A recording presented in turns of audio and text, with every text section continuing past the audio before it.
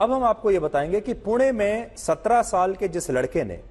2 लोगों को अपनी गाड़ी के नीचे कुचल दिया था, उस लड़के के अमीर पिता ने अपने ड्राइवर को उसकी गरीबी का फायदा उठाकर खरीदने की कैसे कोशिश की और ड्राइवर को पैसे का लालच देकर कहा कि वो ड्राइवर इस अमीर बाप के बेटे की जगह खुद जेल चला जाए। और इसी दबाव में ड्राइवर ने पुलिस को यह बयान दे दिया कि उस रात वो गाड़ी लड़के की बजाय ये ड्राइवर खुद चला रहा था, यानी उसने पूरा दोष अपने ऊपर ले लिया, क्योंकि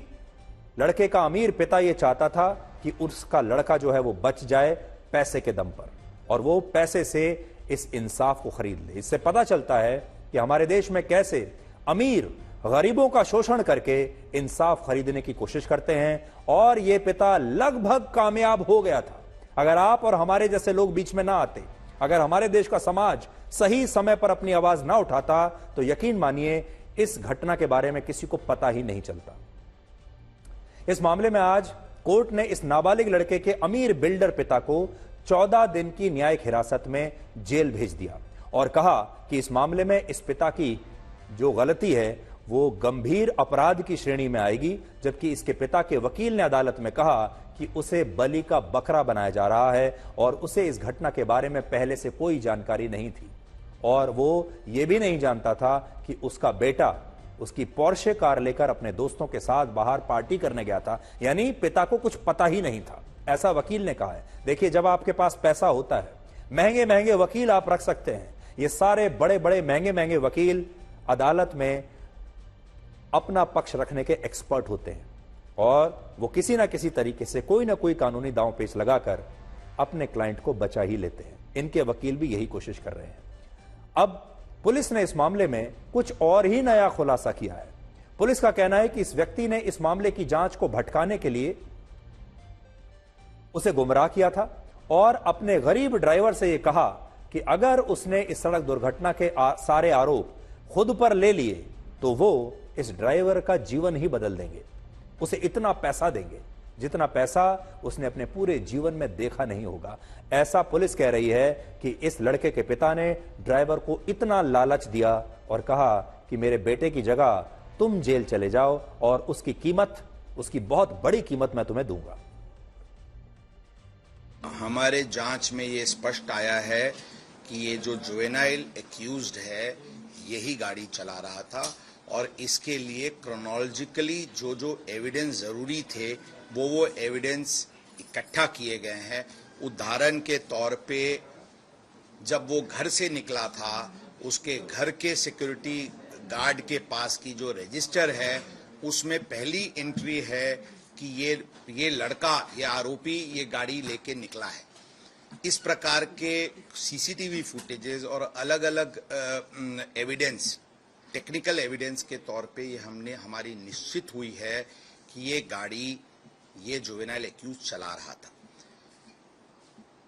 इसके साथ साथ आई विटनेसेस की स्टेटमेंट भी हमारे पास है जो टेक्निकल एविडेंस को कोरोबोरेट करती है। इसमें हमने बताया कि इस प्रकार की कुछ अटेम्प्ट घटना होने के कुछ घंटों में करने का प्रयत्न किया गया था कि इसमें ड्राइवर, ये एडल्ट ड्राइवर ये गाड़ी चला रहा था और ये आरोपी ये गाड़ी नहीं चला रहा था। इस तरह की बात सामने आ रही है। तो देखिए, पुलिस की नींद देर से ही सही लेकिन टूटी है, और शायद दबाव में आने के बाद टूटी है। जब पुलिस को ये समझ में आ गया कि ये तो पूरा मामला देश भर के लोगों के सामने खुल गया, अब पोल खुल सकती है, तो पुलिस ने भी अपनी नींद तोड़ ली। इस घटना में पुणे पुलिस के 2 अफसरों की भी भूमिका अब जांच के घेरे में आ गई है, और इन 2 अफसरों को, इन 2 पुलिसकर्मियों को आज सस्पेंड कर दिया गया है। आरोप है कि पुणे की सड़क दुर्घटना के बाद एक सीनियर पुलिस इंस्पेक्टर और एक सहायक पुलिस इंस्पेक्टर, ये दोनों लोग घटना स्थल पर गए थे, लेकिन उन्होंने इस घटना के बारे में पुलिस कंट्रोल रूम को सूचना नहीं दी, जो कि देनी जरूरी होती है, और इस वजह से इन दोनों के खिलाफ जांच की जा रही है और आज इन दोनों को सस्पेंड कर दिया गया। हम आपको पहले दिन से कह रहे हैं, जब कोई अपराध होता है, उस अपराध के होने से लेकर और न्याय तक पहुंचने तक जो पहला इंटरफेस होता है इस पूरी चेन में, वो पुलिस का होता है। अगर पुलिस शुरुआती कुछ घंटों में अगर अच्छे से जांच करे तो वो केस जो है अपने न्याय की स्टेज तक पहुंच जाता है और न्याय मिल जाता है। लेकिन अगर पुलिस शुरुआती घंटों में गड़बड़ कर दे, सबूतों को मिटा दे, उस समय किसी एक अपराधी की मदद करने की कोशिश करे, तो फिर उसके बाद वो केस हमेशा के लिए बिगड़ जाता है। और यहां भी ऐसा लगता है कि पुलिस ने शुरुआत में इस लड़के की मदद करने की कोशिश की है, केस को कमजोर करने की कोशिश की। आपको याद होगा नोएडा में आरुषि मर्डर केस हुआ था, जिसमें पुलिस जब शुरुआती जांच करने के लिए पहुंची क्राइम के स्थल पर, तो यह कहा गया कि शुरुआती 8-10 घंटे जो थे वो पुलिस की जो जांच थी वो बेहद अनप्रोफेशनल थी और आज तक आरुषि की हत्या किसने की किसी को नहीं पता। इसका श्रेय जाता है शुरुआती जांच करने वाली पुलिस की टीम को। आज आपको यह देखना चाहिए कि इस घटना में आरोपी लड़के की मेडिकल रिपोर्ट अब भी आने का नाम नहीं ले रही है। यह घटना 19 मई की सुबह मतलब रात में 2:30 बजे हुई थी और इसके बाद इस नाबालिग लड़के का मेडिकल टेस्ट पहले सुबह 11 बजे और बाद में फिर से दोपहर को 3 बजे कराया गया। तब से लेकर अब तक 126 घंटे बीत चुके हैं और यह मेडिकल रिपोर्ट अब तक नहीं आई है। और ऐसा लगता है कि इस मेडिकल रिपोर्ट में कुछ तो गड़बड़ी है, कुछ तो रहस्य है जिसे छिपाने की कोशिश की जा रही है। वरना सोचिए 19 तारीख को यह घटना हुई है रात को और अब तक इस लड़के की मेडिकल रिपोर्ट नहीं आ रही। ऐसी मेडिकल रिपोर्ट तो हमने इस दुनिया में कभी नहीं देखी, जो आज के जमाने में जहां लैब्स इतना तेजी से काम करती हैं, हमारे पास टेक्नोलॉजी है, लेकिन इस लड़के की मेडिकल रिपोर्ट नहीं आ रही जिसमें यह पता चलेगा कि इसने शराब पी थी या नहीं। अब आप अंदाजा लगा सकते हैं। एक और सवाल हमारा है, अगर यही दुर्घटना उबर, ओला या कोई टैक्सी ड्राइवर, कोई गरीब ड्राइवर कर देता या कोई गरीब का बच्चा अगर यह गलती कर देता, तब भी क्या इस केस में वही होता जो आज हो रहा है?